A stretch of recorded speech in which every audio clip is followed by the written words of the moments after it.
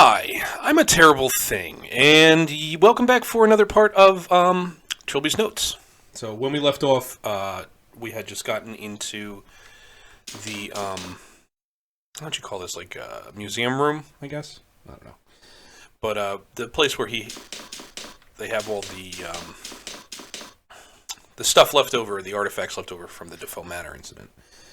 And let me see if I get my timer up here. Here we go. And there's a bottle of soda here. And the soda works quite the opposite of the tranquilizer pills, because it has caffeine in it. It wakes you up, makes you aggravated, and will help you slip over to the alternate world. I took the drink with me. Something told me it would come in useful.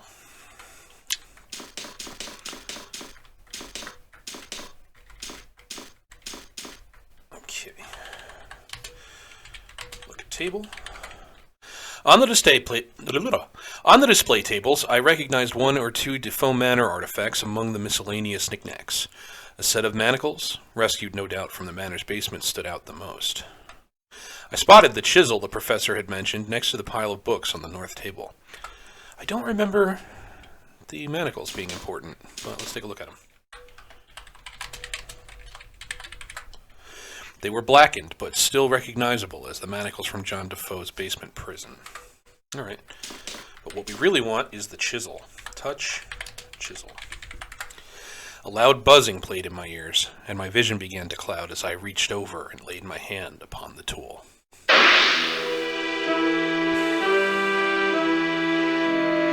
Somewhere in the Atlantic Ocean, July 25th, 1789.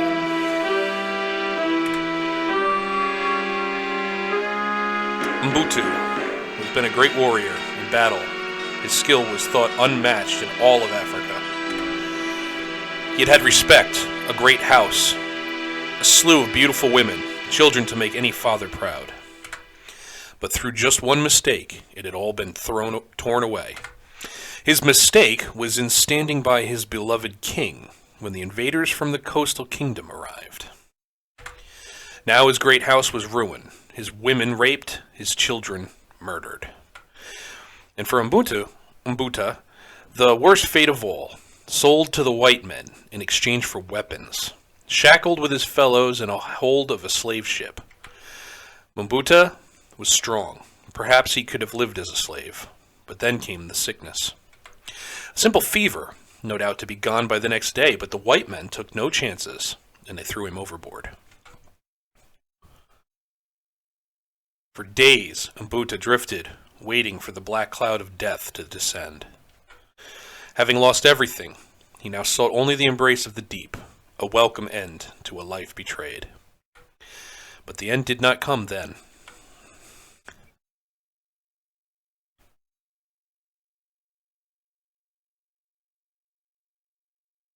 Coming around, Captain. Voices, unfamiliar, speaking in unfamiliar language. Mbuta was suddenly terrified that the slavers must have returned, but he was as weak as a newborn. He could not move or speak.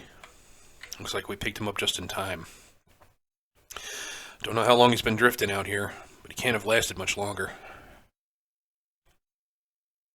Good Lord. Look upon it, men. The greatest evidence we have of humanity's inherent evil. Never forget that men, sailors such as you or I, did this. Left this poor wretch to die. Slavers aren't sailors like you or I, Captain. No. I don't know how these devils came to the audacity to still call themselves human. Today, there is no pride in being an Englishman. Find our new passenger some quarters. Make him comfortable. Passenger, Captain? Every innocent who sets foot on my ship is a free man. Is there something about this policy you find questionable? Not at all, Captain. No, these were not the slavers. The ship was different, less crowded with terrified black faces. There was anger in the voices of the white men, but not directed at Mbuta. Still frightened, but somewhat reassured, Mbuta passed out. Days passed, and Mbuta's health was restored. To have been rescued by a ship of these good white men had been a fantastic stroke of good fortune. He decided that it had been the will of the gods that he should survive, and that proper thanks would be in order. An idol, that was the answer. If he could just find some suitable wood and a sharp blade, he would carve the finest idol of his life. Okay, so now we are controlling the Mbuta character. Where am I? Okay. Talk to man. Mbuta could not understand the white men's language. Any communication would have to be nonverbal. Point at chisel. All right there, laddie. Oh, I see. You want something to carve with. Here. The sailor handed Mbuta a sharp, almost brand new workman's chisel. Just bring it back when you're finished with it. Now we need to go find some wood.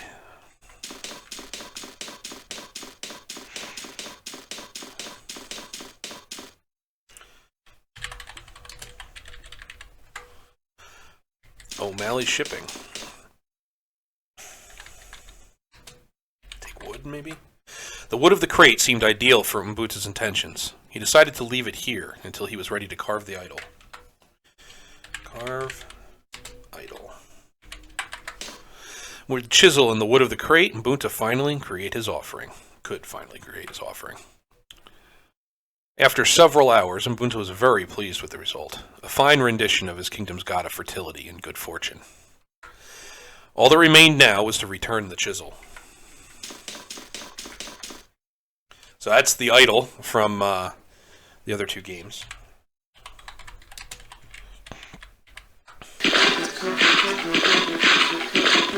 This is fucked.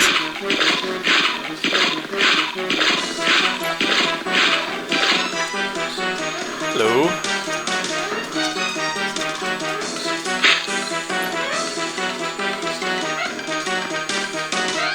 Now tell me the Slender Man is cooler than that. The vision faded, and I felt myself being hurled forcibly back into the present day. That tall, thin creature, that black-clad ghoul, what was its significance to my predicament? Why did it appear again and again throughout history to spread death and horror? There was no connection to this idol's shape or Mbuta's tribal deities. The tall man was no fertility god. It must have been connected to the wood of that crate somehow. There had been a name on that crate. Mbuta hadn't been able to read it, but I, looking through his eyes, had. O'Malley Shipping. Could it be that the owner had been an ancestor of Siobhan? It was a flimsy possibility, but at this point, my only lead. I resolved to discuss this with Siobhan in the earliest of opportunities. Yeah, speaking from somebody who has a very similar last name, the O'Malley, Malloy families, the chances of her being related directly are very low. But, let's see, here's another piece of paper.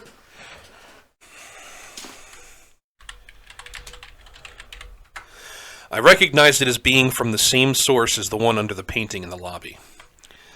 Victim 4, the slave. The fourth man who desired judgment was the slave, who had not been brought Freehorn's... Wait. The slave, who had not been brought Freehorn's message, and who had tormented the wood that was the prince's soul with a sharpened blade. The prince came to him, and he struck the slave down, and he knew the name of the king. 2. And the prince said, "Not one of your household shall I leave alive, slave, for thrice now have I brought my warning, and any who still fail to heal shall be named as fool, and judged most unworthy in our sight."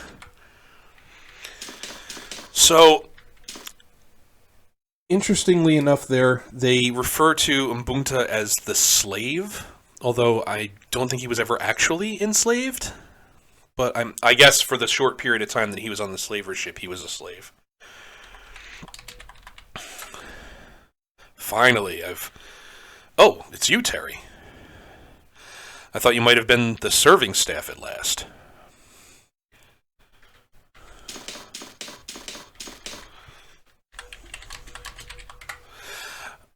I needed... Oh. Ask man about...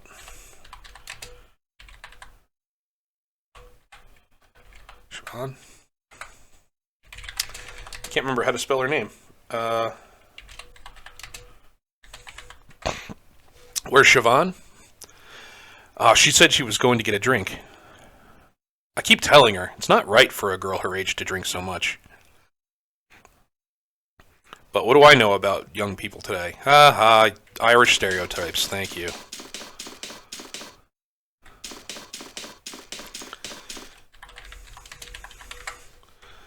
Mr. Railby, have you seen any of the hotel staff anywhere?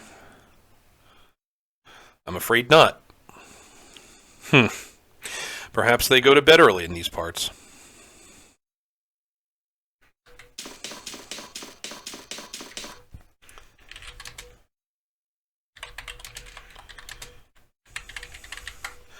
Do you know anything about the history of your family? I wouldn't be much of a history student if I didn't, now would I? I'm researching my family tree as part of my own diploma.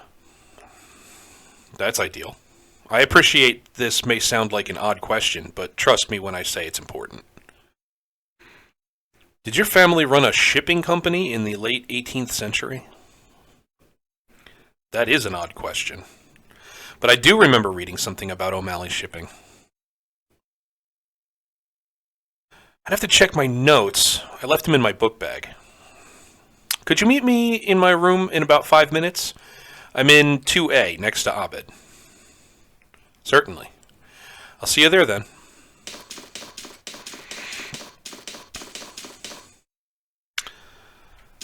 She's a ghost. Should go right through the door. So I need to get to 2A. Let's see.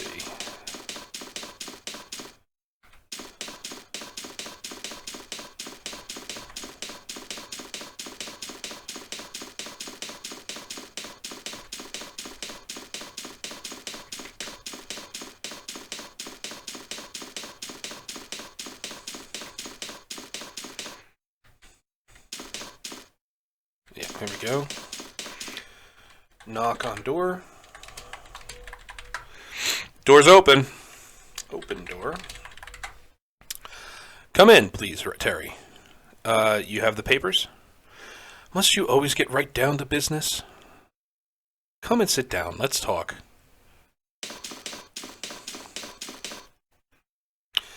How are you feeling? We were a little worried about you. I have these moments of illness. What do you want to talk about? Defoe Manor. Oh. It kind of interests me. I was really into the media coverage of the incident at the time. This client of yours, the one who wants the figurine, what does he know about it? Well, he was interested in the occult, and there was some nonsense story going on about it. Something about the idol being a vessel for an evil ghost. I wasn't really paying attention. Really?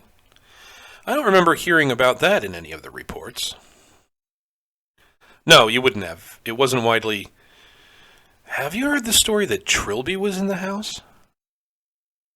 I could feel cold sweat drooling down my spine. Every fiber of my being was concentrating on not giving any outward sign of alarm as Siobhan spoke of my secret name with wide-eyed enthusiasm. No one believes it, but Simone Taylor insisted it was true right up until, well, you know. She says he saved her from the house.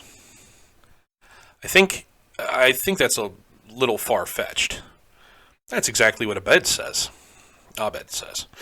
He says a ghost is one thing, but throwing Trilby into it just makes it seem silly. Truth be told, I don't think Abed believes in Trilby any more than he does in ghosts. He's so grounded in reality. A sensible attitude. Have you always been an antique dealer? Shaban, please, I came here to talk about... Let me put that another way. Have you ever been an antique dealer? I knew it. That outfit, the hat, Terry Railby. You're him. You were in Defoe Manor. And now you've come here to finish off the ghost. Shaban, I always knew there was something else in this world, that there was something better, more glamorous, just below the surface. Will you take me with you? Listen to me. There is nothing glamorous about what I do. I live in the shadows that threaten to consume me every single day. And if you pursue this any further, you're going to walk straight into one. What are you talking about? There is something extremely dangerous in the hotel. I don't know what it is, but... Oh God, no! I love this.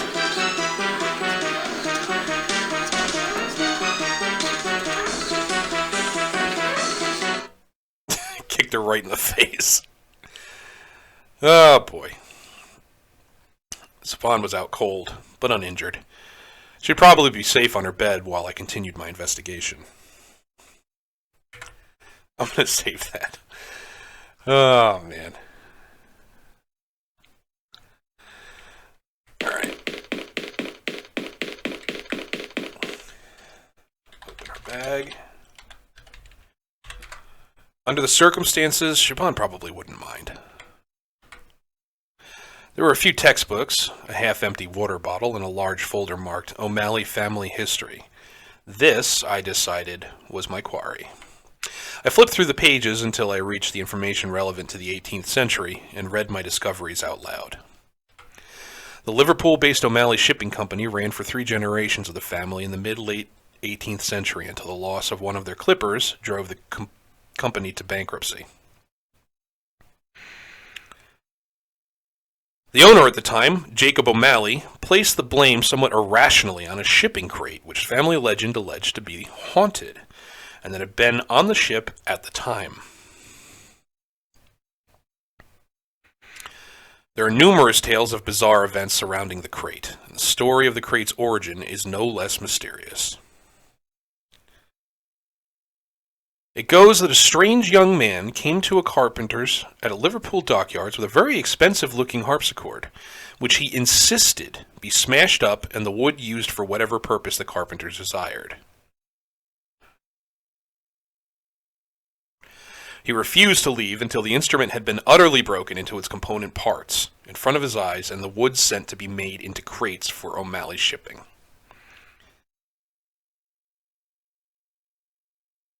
When pressed for his name, the man identified himself as one Jack Freehorn.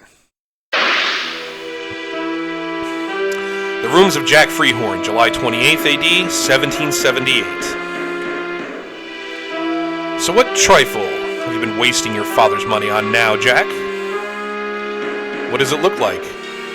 It looks like a virginal. A harpsichord, actually, in a Flemish style. Quite old, quite expensive.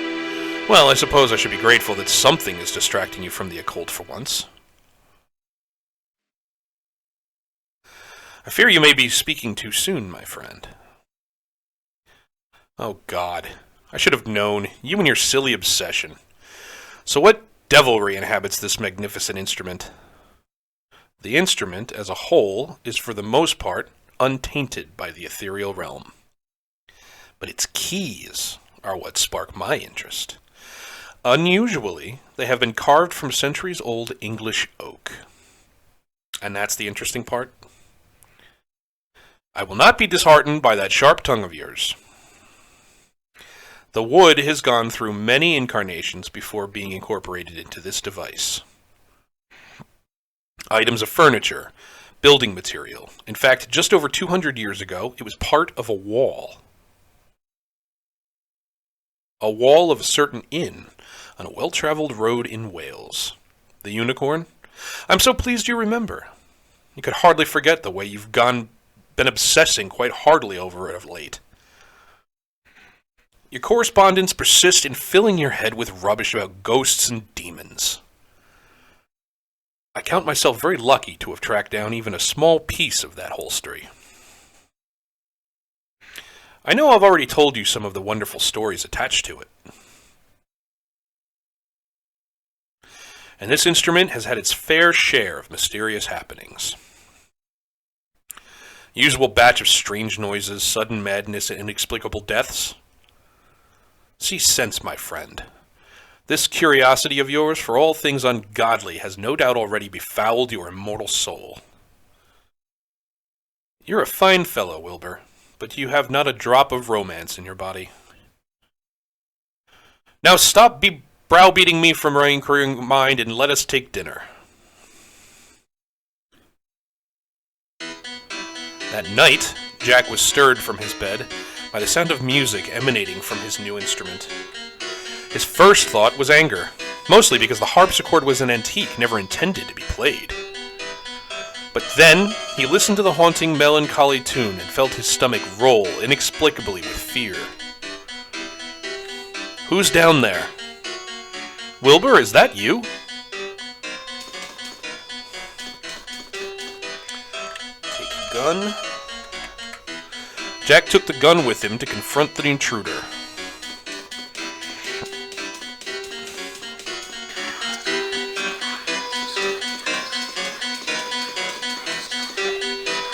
He'd read of the strange entity that reoccurred frequently in the stories surrounding the Unicorn Inn, and the objects that were later constructed from its wood.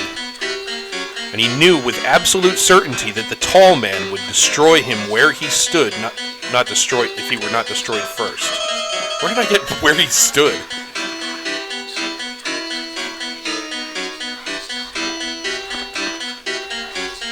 Shoot, tall man. You won't take me, demon!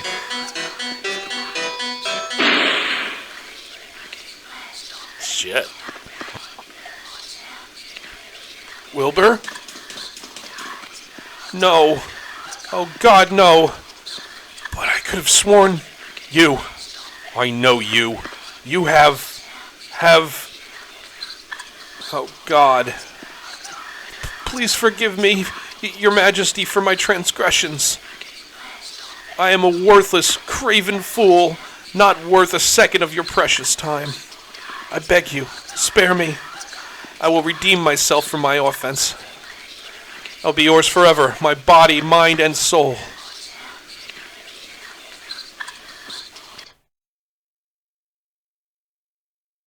Thank you, my lord. Thank you. Identified himself as one Jack Freehorn. This may well have been the same Jack Freehorn who went to form that bizarre religious cult. A depraved group of paganist worshippers who were spoken of much derision by conventional society. With my latest flashback, my knowledge of the history of the Cursed Wood gained another step. I can't read today. Before the crate, it had been a harpsichord, and sometime before the harpsichord, it had been part of some kind of hostelry in Wales. Hostelry, I guess, I don't know. An inn called the Unicorn. Why did that ring a bell somewhere in my recent memory? I had definitely seen something in the Clanbrowen hotel that was linked to that place, but where? Siobhan? I know where.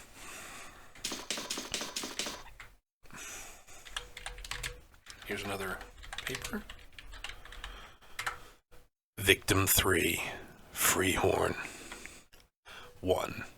The third man who desired judgment was Freehorn, who had bought from those who made luxuries with the wood that was the prince's soul. The prince came and struck down the lover of Freehorn, and Freehorn knew the name of the king. 2. And Freehorn said, I know you now, O prince, who was the arrogant man, and I anticipate your wish, and I will devote myself to spreading the teachings you have brought me, and the love of our king. So I guess Wilbur and Freehorn were lovers, not just friends. Or at least that's what they're implying.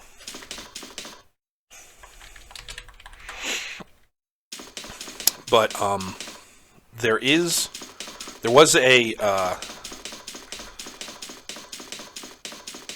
what is it? It's like a sign from the Unicorn Inn that is in the that was in the Defoe Artifacts room.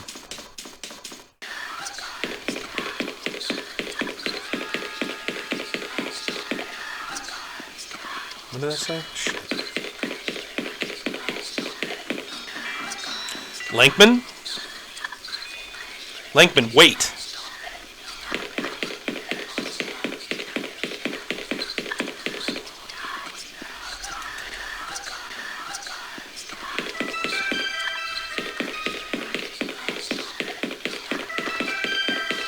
Did he go this way? The emergency door refused to budge. Appeared to be jammed. I don't remember exactly what happens here, so I'm going to save it.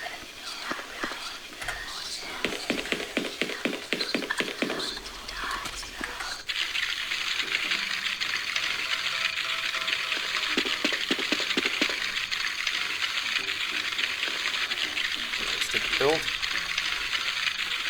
I took another pill and waited for the anxiety to lift, but it did not. To my unending concern, I realized that the decay of the alternate hotel had spread, either to me or the pills, and they no longer worked.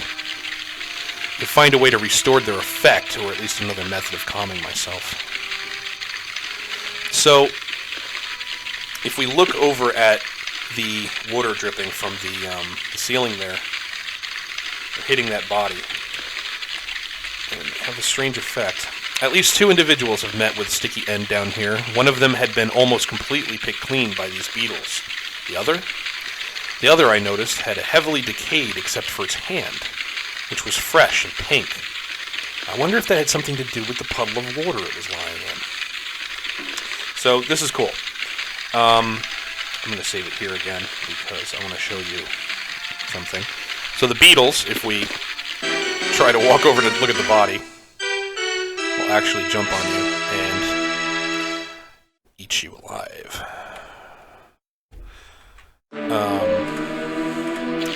So they're meat-eating beetles. So we're going to throw them the meat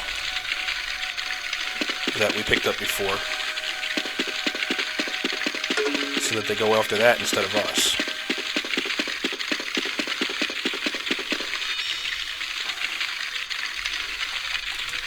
Drinking the water here. It was almost as if the water was drawing me into it. Not like a scrambling thing in my mind, like the chisel or the painting, but more like a beckoning siren. Couldn't help myself. I crouched down and dipped my hand in.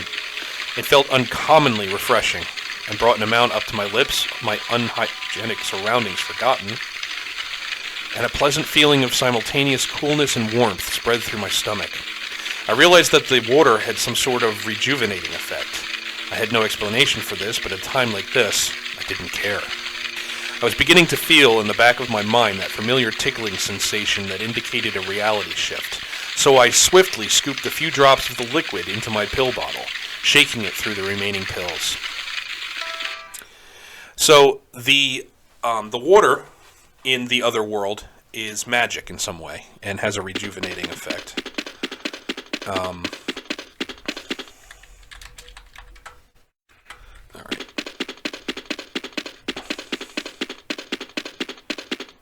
So we're going to go ahead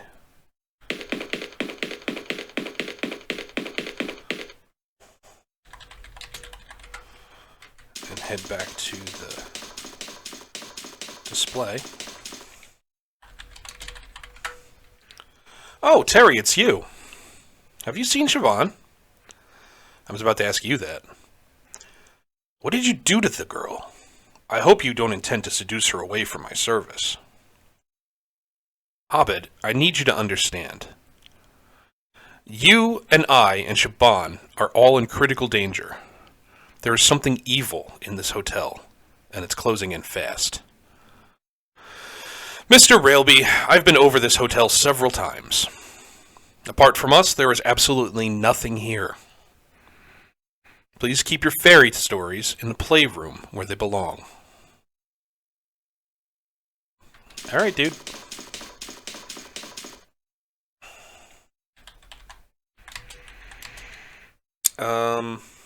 It's a shingle. I think that's what they call it. An ancient shingle from the establishment called the Unicorn was leaning against one of the tables. Could it have been the same unicorn mentioned by Jack Freehorn? The buzzing in my ears that manifested as I inspected the shingle indicated so.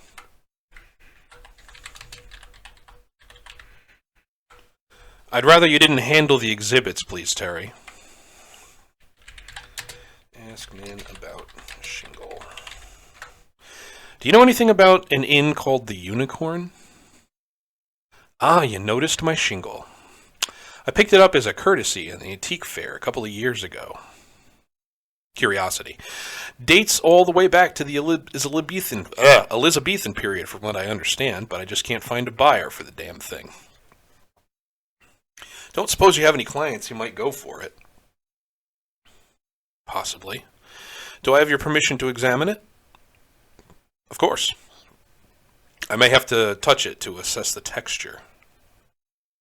By all means, do so. As long as you're not going to test it with strength over your knee or anything. Okay, so now I can touch it. The shingle's design was a simple one of a unicorn's head and a half profile, painted with average ability on a dark oak backing. As I pressed my fingertips to it, however, the design seemed to extrude from its backing like a hologram, and seemed to draw closer until my vision was filled with the wood grain and mediocre brushstrokes. I could vaguely detect the professor speaking to me, but on the very edge of hearing. But by that time I realized I was already gone. Somewhere in Wales, July 28th, AD 1581. Owen Somerset, a traveling merchant, was on his way back to his wife and family in London, having concluded some business dealings in Ceredigion? I don't know. I guess Ceredigion. Not sure where that is. But, Somerset, you may recognize from John Somerset and Malcolm Somerset from 7 Days a Skeptic. Great! Skipped it again. Faith, 'tis the evil storm that blights the sky tonight. I must have the Almighty on my side to find so close to an inn as it broke out. Aye, perhaps. The innkeeper seemed quite taciturn, but Owen was in a good mood, and was determined for not to leave him. It's probably too late to continue riding, even if the storm cleared. Owen decided to inquire after a room for the night.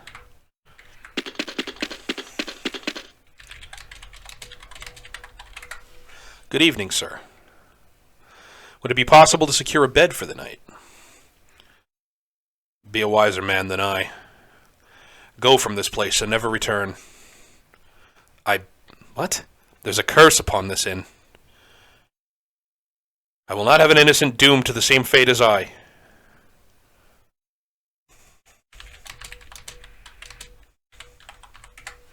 I've plenty of gold to pay for my board.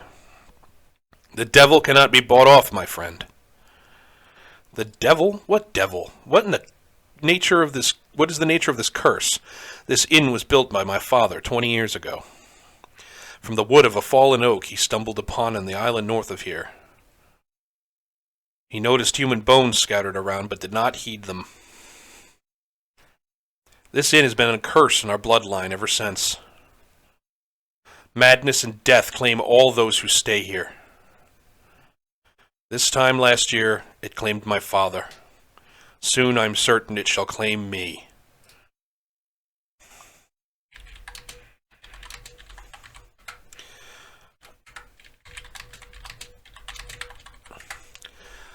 So why do you remain? I do not believe in fleeing from the mistakes of the past. It was the Almighty wills that my family must pay for their... Then I accept this. But I would not see another suffer for our sins.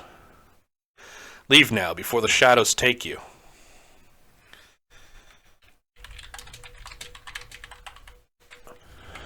Sir, I have little patience for fables, and even less for riding after sundown in the middle of a downpour.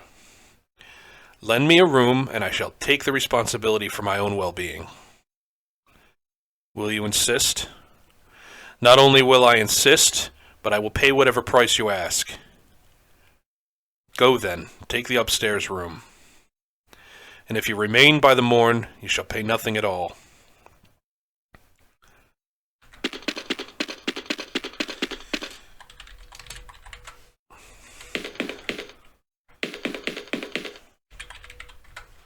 Owen lay himself down, intending only to test the bed's softness, but in his exhaustion he quickly succumbed to sleep.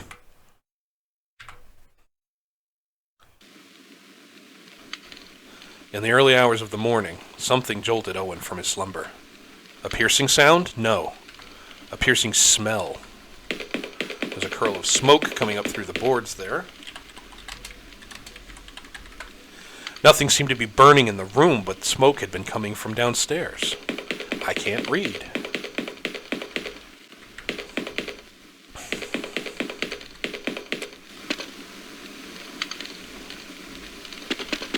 I need something to put that fire out.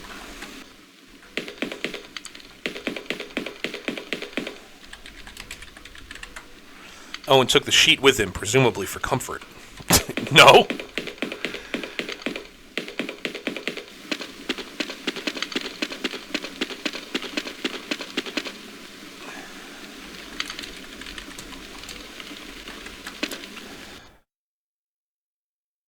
What in God's name? Oh, God. It's him, the innkeeper. What kind of... Who could have...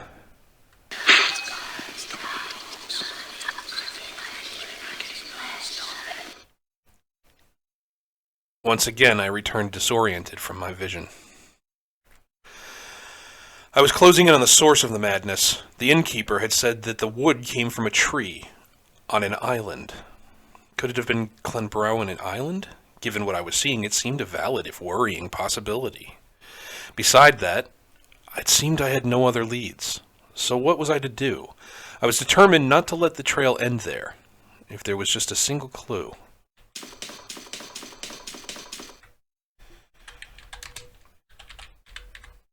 Take papier.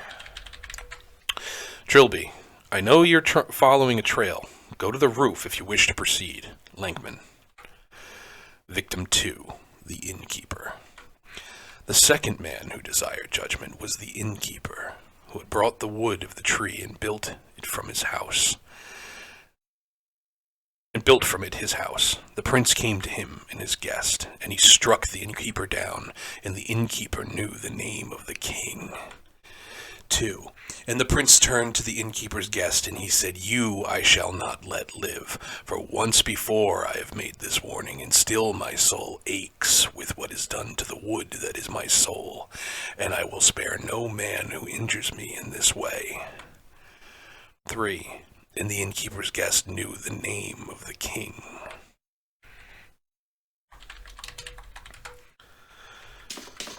Okay, so we need to get to the roof.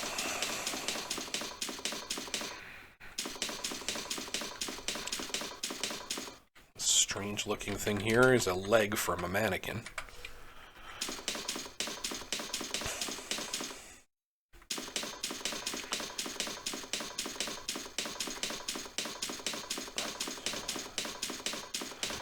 Now the question is, how do we get to the roof?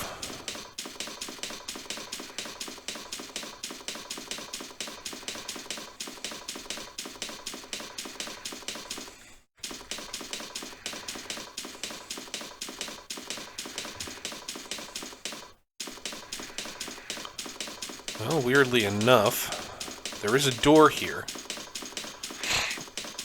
but of course it doesn't open. So let's look in the other world. We'll have some soda. I took a swig of the beverage. I can almost feel the caffeine starting to heat up my brain. Now we just need to leave the room.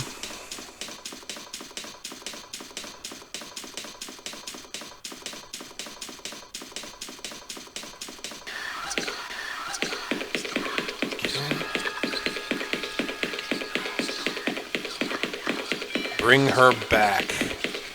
Okay, so we're going to bring her back. Put leg on mannequin. Spell mannequin. Put leg on man.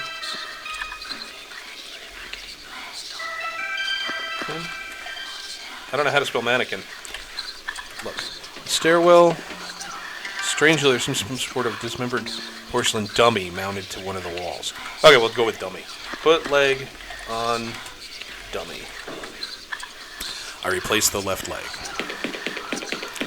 Okay, so we need to find the other 3 limbs as well as the head.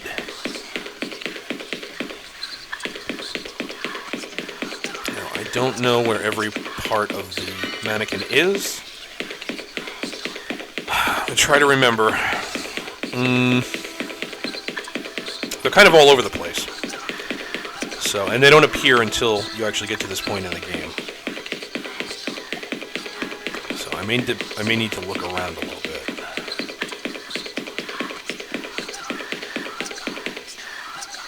Pretty sure. Let me see.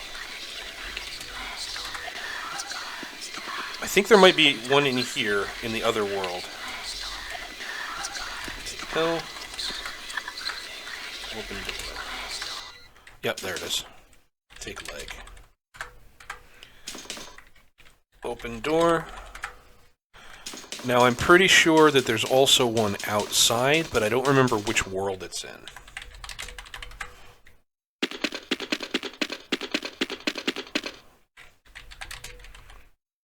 Okay, took the arm with me.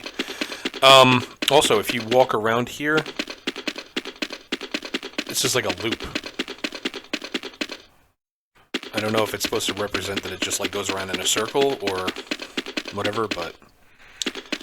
Alright, so we have one of the arms.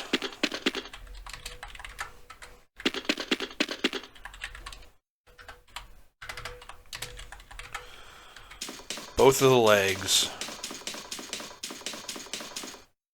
I know where the head is. The head is in here. But I need to take... drink the soda.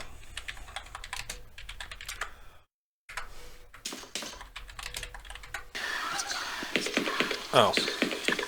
Okay.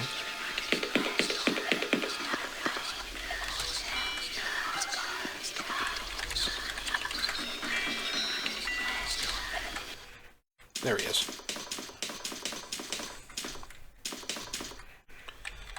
Talk to Abed.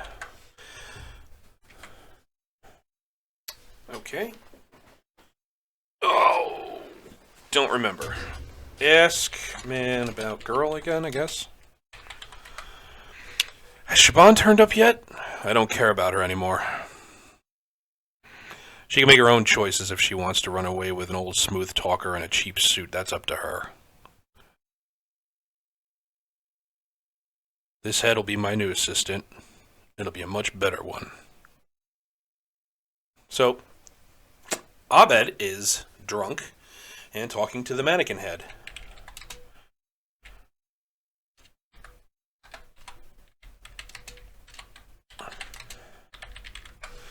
May I borrow that head, Professor? Oh, I see. You took one companion of mine away, now you want the other? Abed, it's just a head. What could you possibly need it for? You don't understand. No one understands me. Get me a drink, then we'll talk. Okay, fine. Alright. So there is wine downstairs. In the cellar. Nope, that's not the right door.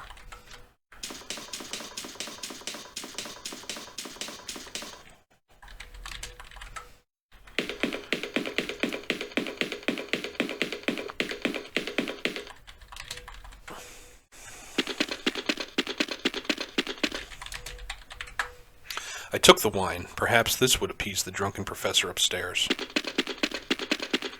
Perhaps it will.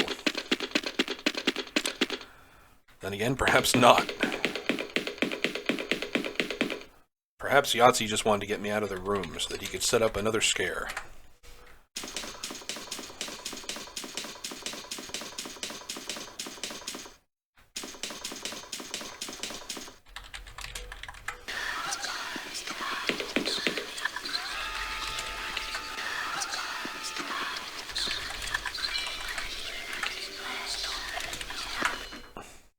Professor?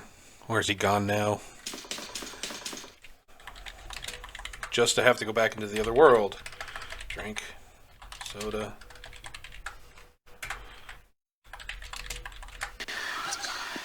Oh, cool.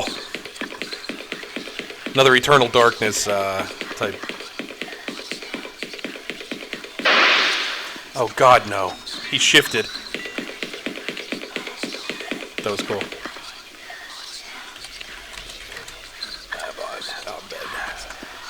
Abed's drunken misery had caused him to shift into the dark hotel.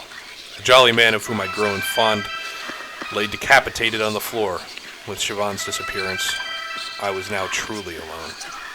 The professor had known nothing of the horror. He was blameless and ignorant of any matter involving Defoe Manor or the cursed idol. But it seemed my dark captor cared little for these facts. Why couldn't you have killed me too, you skinny bastard? Why haven't you killed me? If you can do it so easily, so quickly, why don't you face me? In the display of the warped sense of humor, the porcelain head was sitting there. Abed's old one. What? Sitting where once Abed's old one had been. Ugh. Take head. I pulled the head off of the stump, trying not to think about the wet cracking noise this caused.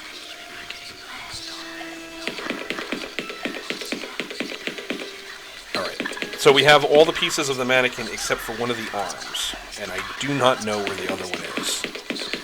I'll just have a quick look around. Oh, you know what? I think I do know where it is. Actually.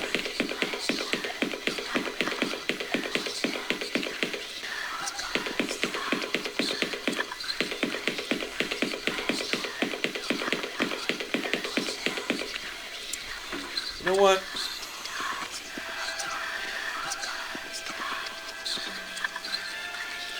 Rather than waste a bunch of time.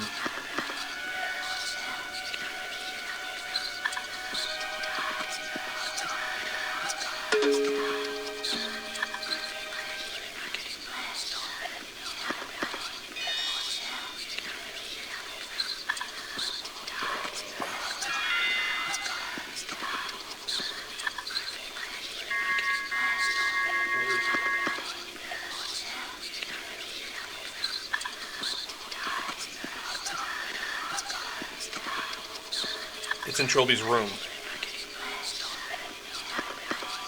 Walk east to the lobby, get the leg, go to the lockpick, open the door, get the third floor, walk through the right door and open the door to Trilby's room. Third floor.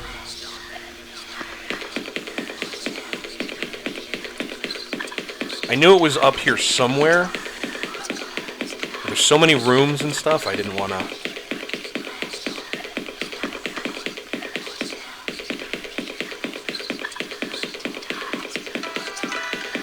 waste a whole bunch of time.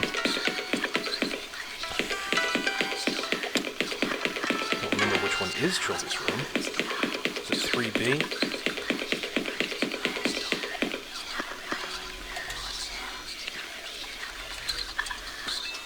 Door was stuck.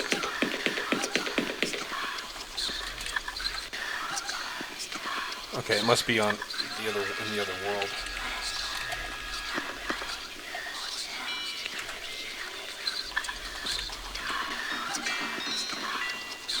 Oops.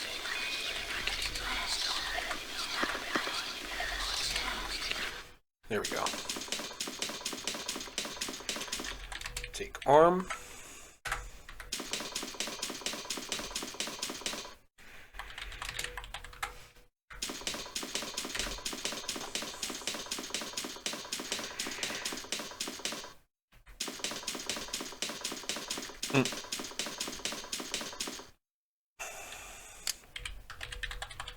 Drink soda.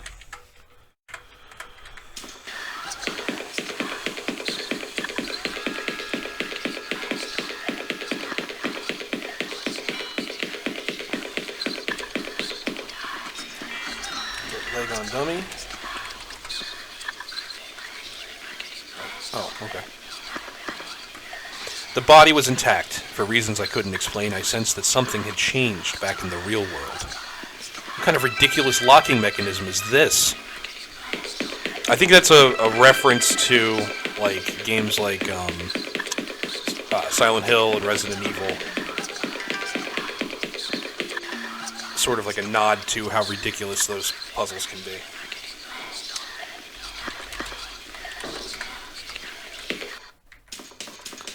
So back in the real world, the door is unlocked now.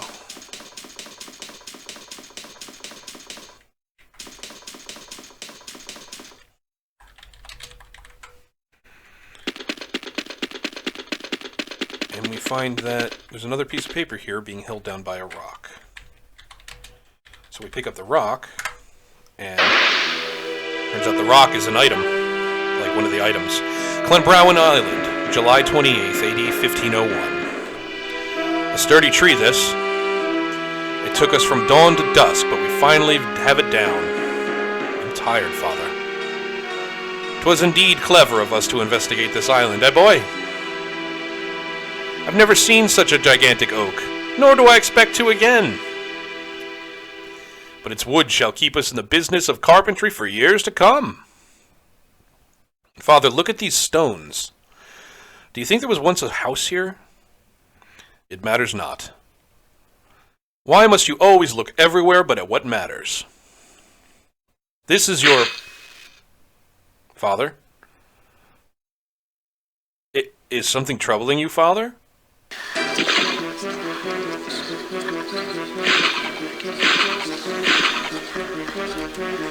Stone. No stone. What happens if I call him the Slender Man?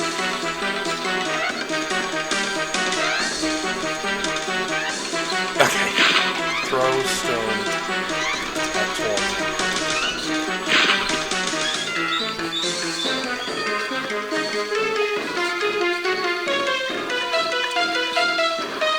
He's just so surprised that he just fucks off.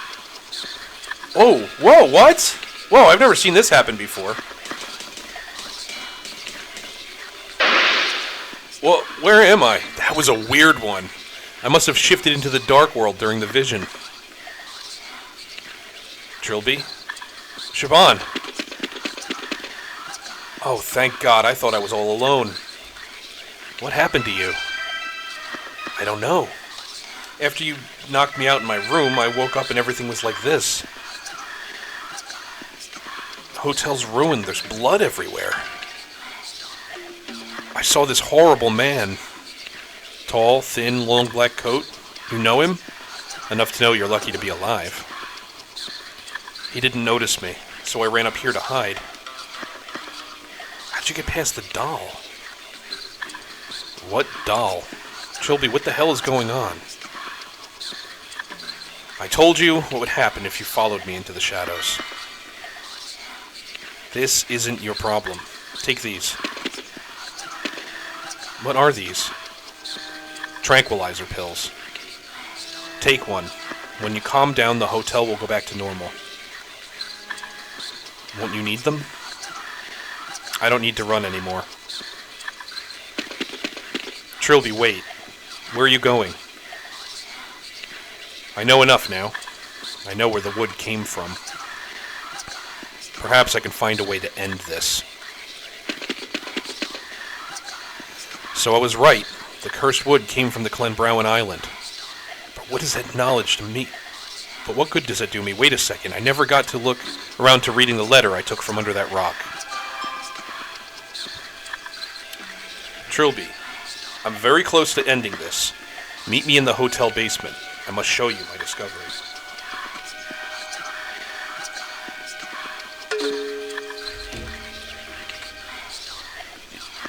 The other page was another of those religious papers. The Book of Victims. Victim 1, the woodcutter. The first of those against whom the prince sought vengeance was the woodcutter. He who had held the axe that first felled the tree. The prince came to him and his son, and he struck the woodcutter down, and the woodcutter knew the name of the king. And the prince turned to the woodcutter's son and said, "You I shall let live, for you are young, and you are the innocent. You are of the innocent, and that you may go among your people and tell them what I will wrought." And the woodcutter's son fled and told all of them what he had seen.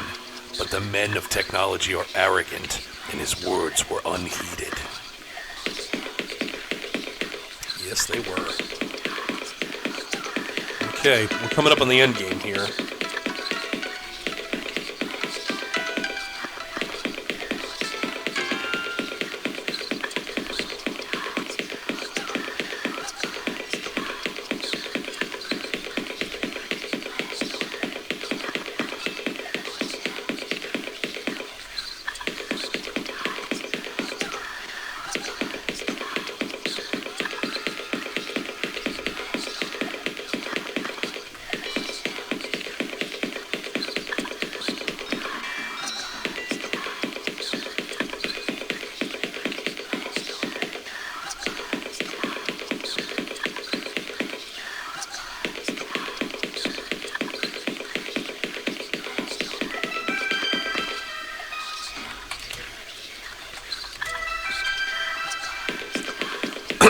Okay, I'm going to save one more time.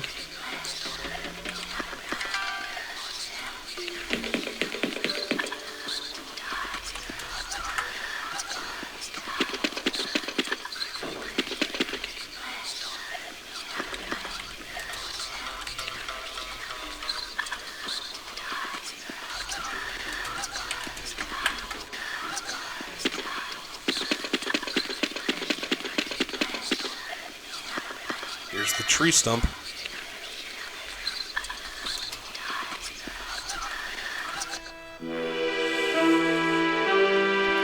Clenbrowan Peninsula, July 28th, 55 BC.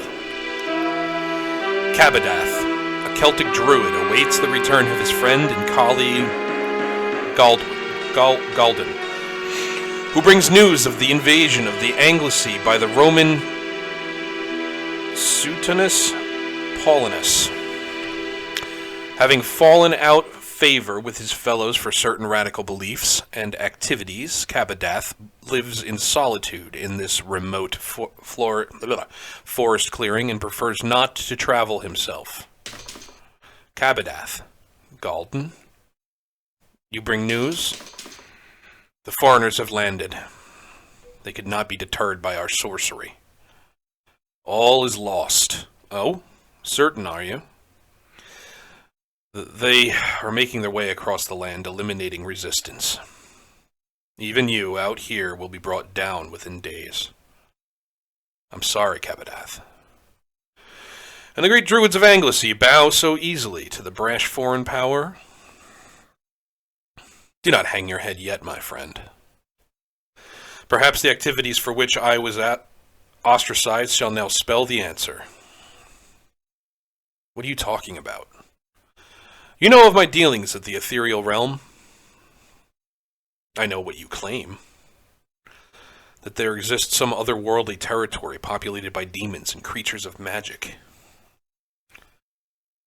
And that you, Cabadath, can somehow commune with these creatures. Come inside and I shall explain. Here's that room that I was in. Cabadath, what is this madness? In my dealings with the ethereal realm, I have learned of many powerful demons and elementals. But there's one spoken of only reluctantly. A beast possessing of awesome power. And you plan to summon a demon? The most terrible of them all, who strikes fear into even the most unflappable creatures I have spoken with. A pain elemental, indeed the only pain elemental, ruler of the desolate wasteland where none venture. An invulnerable, hugely potent beast that feeds on the agony of others. And today is his day. The day when the boundaries between the realms weaken and he glimpses our world. To bring him through at that point shall be simple. Even if you could conjure such a thing. How would you have it to defend our land? I have much knowledge in the ways of magic. With the correct bindings, any demon can be forced to my will. I completed the preparations while I waited for your return.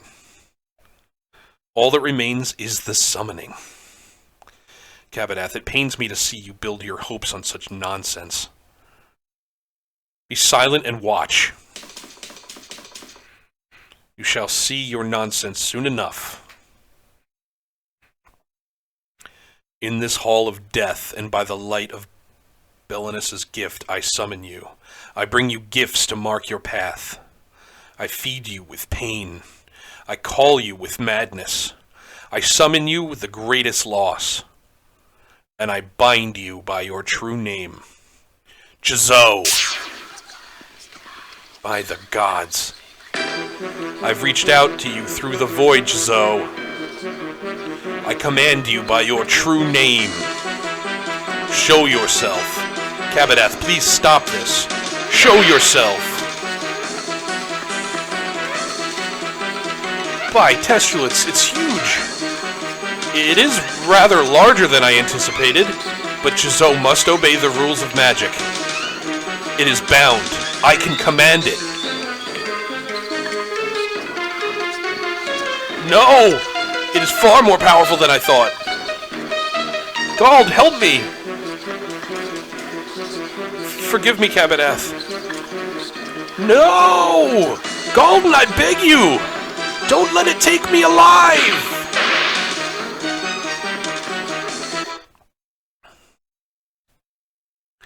Jizo, of course, has no use for meat. It feeds on pain. It does not kill its prisoners. Cabadath's agony was a particularly rare morsel, and Jizo ensured it would last. Jizo always made me think of Chozo, like the creatures, the bird people from Metroid. His soul was placed inside an oak sapling in the site of his old home to grant his body immortality. For 5 centuries, as the tree grew, he knew torment beyond even his most depraved imaginings. By then his body was warped, and his mind long fallen into soulless dementia. He was Jizo's, utterly and completely his slave. Trilby, Siobhan, you were supposed to leave. I couldn't, Abed, the professor, he's dead. I know. He was killed by the shadows. Just like they'll kill you if you do not get away from here. What is this place? This cave is the center of the reality shift. This stump is what's causing it all. How? It's the vessel for the soul of the tall man. The acolyte of Jizo, Linkman. Nice to see a friendly face. Amazing, isn't it? Of all the things Sir Roderick could have used to murder his son, he chose that idol. Placing the soul of John Defoe into the wood alongside Cabadath's. Infusing the poor retarded with Jizo's magic, allowing him to come back infinitely more powerful than before. Certainly pretty lucky. Lucky. Jizo had to wait 2,000 years for that opportunity. The opportunity to blend magic and science in a single entity. The opportunity to create the bridge. What are you talking about? The bridge between the realms, over which Jizo will cross into our universe and purify mankind. Our order waited 200 years for the prophecy to be fulfilled. You're not with the Ministry of Occultism. Who are you? 200 years ago, the prophet Jack Freehorn founded the Order of Blessed Agonies. Since then, we've grown and watched and waited.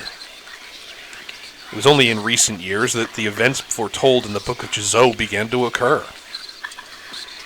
It mentioned John Defoe, and it mentioned you. Me? You were the one prophesied to guide the Bridgekeeper to his destiny. But you didn't finish the job. All 3 aspects of John Defoe had to be destroyed to create the bridge: body, mind, and soul. You only destroyed his body. His soul and mind remained. Had I known about this, I wouldn't have even done that. That would truly disappoint my superiors.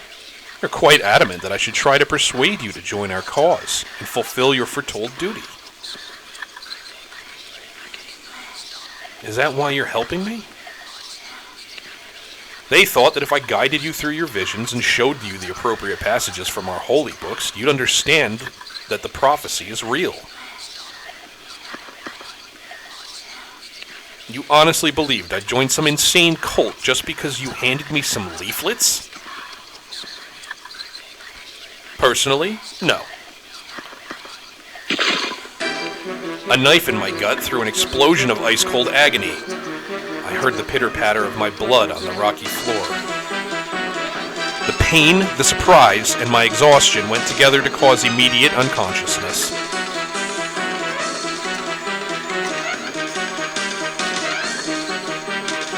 I awoke to find myself splayed upon the stump, blood still slowly leaking from my wound. In my injured state, I could barely move. My limbs refused to respond. I was as weak as a newborn. Lankman, oh good, you're awake. I was afraid you'd miss this. What are you doing? After your staggering inept in Defoe's manner, the Order needed to nudge things along. We need the connection to Chizot to help administrate his coming.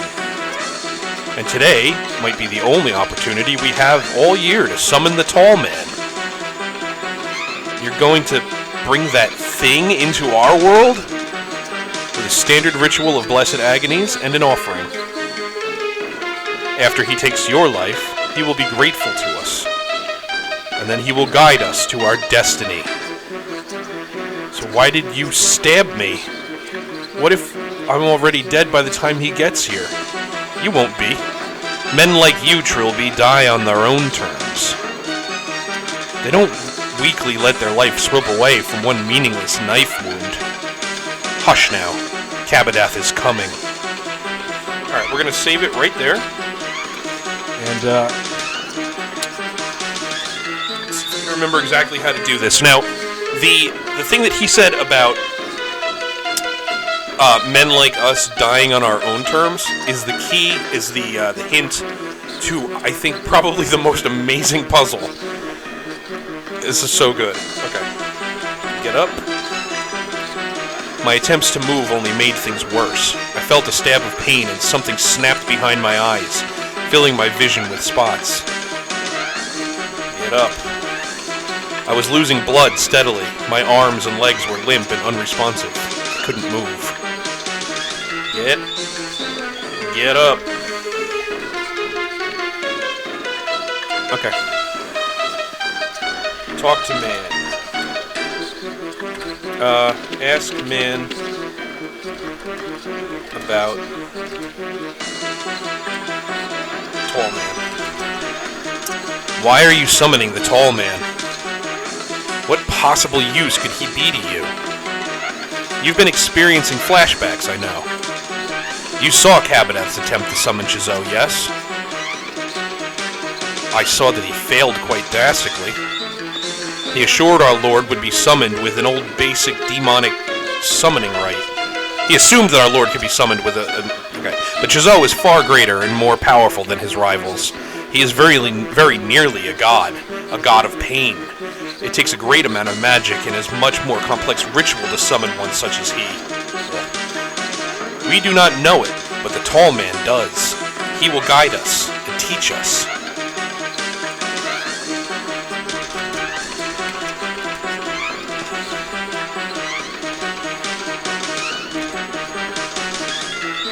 What does this ritual entail?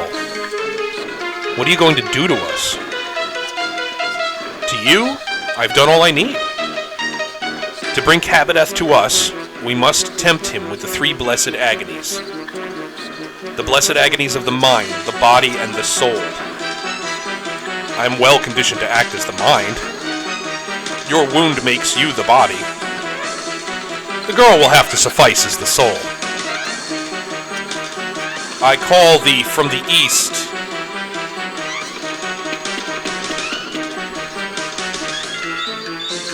Okay. The pain was now replaced with an icy cold numbness that was spreading fast. The room was spinning before my eyes. The key to this puzzle, I should call thee from the south, is to give up. Just die.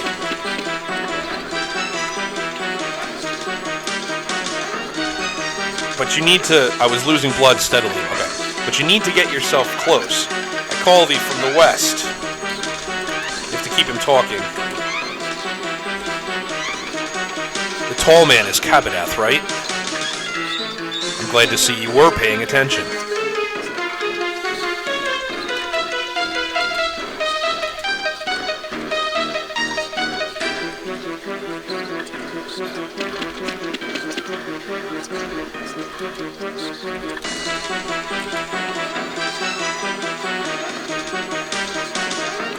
You had the idol of John Defoe all along. I did. I placed it here to reunite the wood with the tree from which it came. Kabadath will appreciate the sentiment. Why is John Defoe the bridge? What makes him so special? He was born in a scientific realm and killed with magical wood. The magic brought him back as a wraith. As such, he is an entity of both realms, of both magic and science. 1 foot on each side of the border, he is the bridge, just as the prophecy said. Ugh. It was becoming harder and harder to breathe. Air rattled in and out of my lungs like a buzzsaw. Oh, there's Kabadath.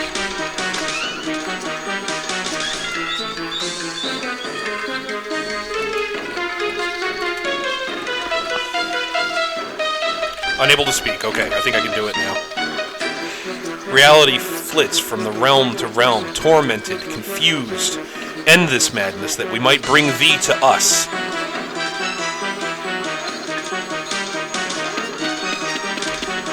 I'm gonna save it one more time on a second save.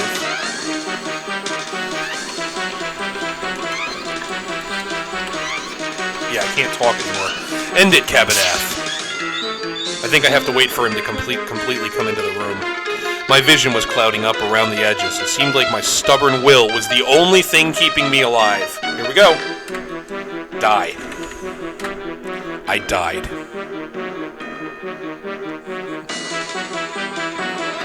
I present thee the 3 blessed agonies. Mind, body, mind, and soul. Except that you don't have the body anymore, Lankman. I present thee with the guide, failed in his duty for thee to judge.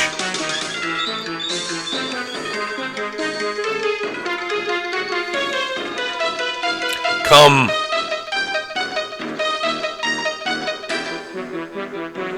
Come.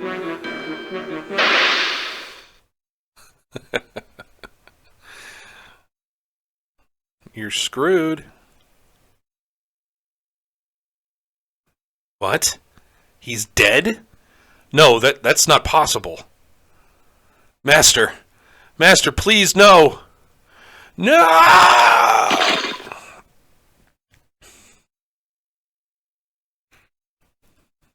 Trilby?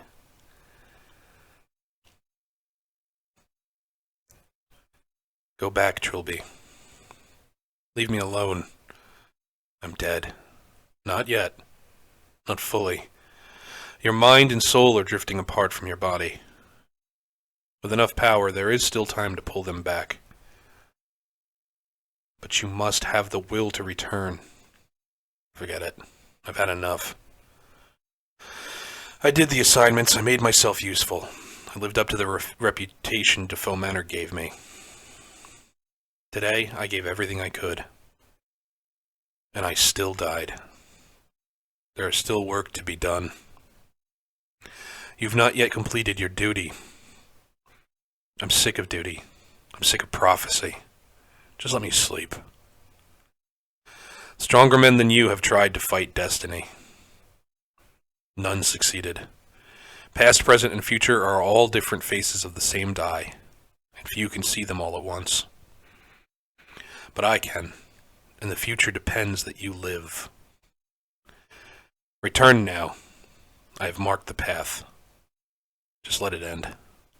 Pleading to me is useless. I am just as much a prisoner of fate as you. The future your actions are destined to bring about has already taken place. Without your part, I would not be here to restore you to life. So you see, by my mere presence, your decision is already made. Who are you? A murderer and a madman, and a puppet of forces neither of us could possibly comprehend.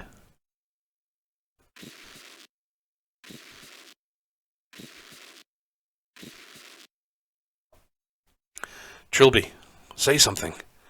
What? You're alive? Oh God, I didn't even know if I was doing it properly. But I did it, you're alive. Where's Lankman? That tall man took him. He did something horrible to him. And then he took him away.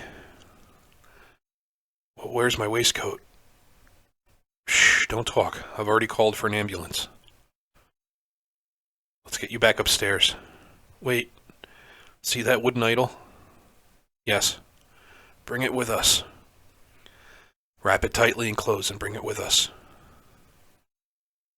Don't let it touch your bare skin. Oh, okay.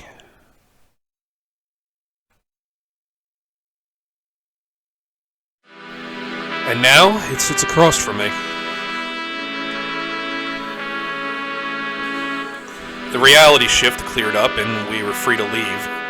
An STP cleanup crew arrived with an ambulance. No trace of Abed or the hotel staff was found. Officially, they've been classified as unexplained disappearances. Lankman and the tall man seem to have also vanished, which does not surprise me in the least. Siobhan signed the Official Secrets Act, and last I heard is staying with her parents to recuperate. Which leaves me to write up my notes with that idol that haunts my dreams gazing at me from across my desk. I was dead. I can't pretend I wasn't. No amount of CPR would have brought me back from where I was. So who did? That man in red? Who was he? If not an insane hallucination and brain death? Unimportant. I'm alive, and that's what matters. Just that, and the destiny of this wretched statuette that I'm apparently fated to carry out. Every instinct in my being wants to burn it to ash, to grind them into the dirt, but I do not. Lankman spoke of prophecy, that the destruction of John Defoe's soul would somehow help him and his order summon their dark god. So if I destroy the idol, they win. But what else can I do? I certainly can't keep it. I know from experience that it leaks malevolent influence like a broken pipe leaks water. The only other option is to hide it. But where can I hide such a thing and ensure that it is never found again by human hands? I shall have to think about this. Trilby. 29/7/1997. And we know he eventually shoots it into space. The fulfillment of the prophecy continues. The ritual for the summoning of Chizo will go ahead. Events have been set in motion that cannot be stopped.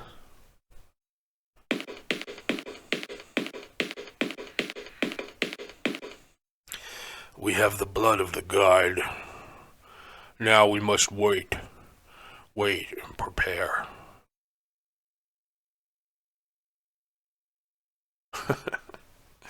I love that. He's using Lankman like a puppet. 1. At this time there came a man from the land of technology, and though his wisdom was great and his power advanced, he had the fulfillness of his fellows, and so he was the arrogant man. 2. And on the 8th and 12th day of the 7th month of the year of the arrogant man, the king gazed upon the land of technology, and saw the arrogant man who spoke thus. 3. O king, I beseech you, for this land has become corrupt. Without your benevolent hand, the darkness seems to envelop us all. I demand of you to cross the border between our lands and make things right. For my power is great, and I have it in my power to control one even as great as you. 4. And the king was rightly amused, for while the arrogant man's power was indeed great, the king's power was greater still. And the king said, 5. I will not submit myself, for firstly, my power is greater than yours, and not yours to command. Secondly, while my capabilities are many, it is impossible for me to enter the land of technology, for the border is dark and treacherous ocean I cannot will away. 6. But I will do this for you instead, O arrogant man. For all the bright bigness of your head, you're still small enough to be spared the rigorous of the dark ocean. I shall rescue you from the darkness in the land of technology, and you shall live in my household, and here you will learn humility. 7. And the king said, so it was so. And so the arrogant man crossed the ocean to the house of the king, where he was brought before his majesty, who said, 8. Now you must repay me for the slight your arrogance has caused me. For despite your insult, I love you as I love every man and beast, and you must learn to have this love in your heart.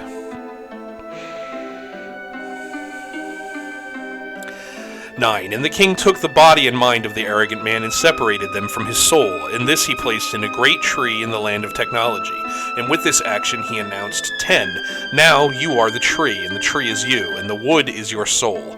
With this gift of separation your body shall not wither or die throughout your lessons. But should any man interfere with the tree that is your soul on the day that is mine, I shall lend you the power to confront them and strike them down with fitting vengeance.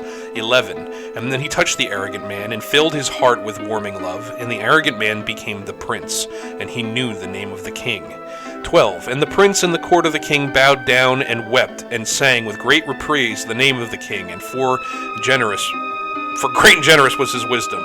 The Book of Chizot, Book of the Prince, Chapter 2.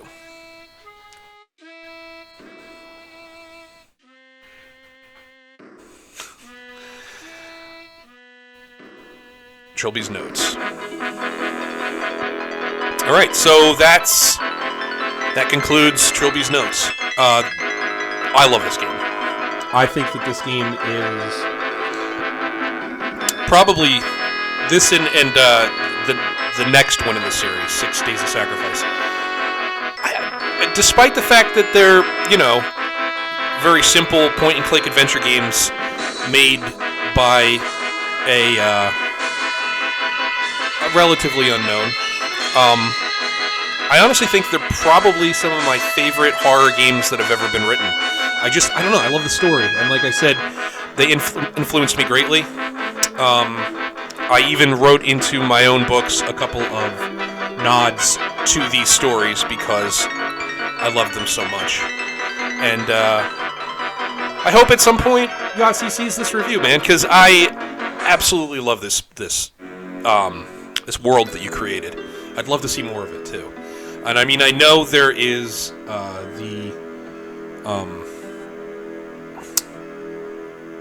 what is it called? I always forget the name of the new one that he wrote. There was Trilby's, Trilby the Art of Theft, which I played. And while it was good, it was definitely a very different kind of game. But there's a newer one. I think it's called like The Lurking Darkness or something like that. But I need to play that, and I will be playing that on the channel.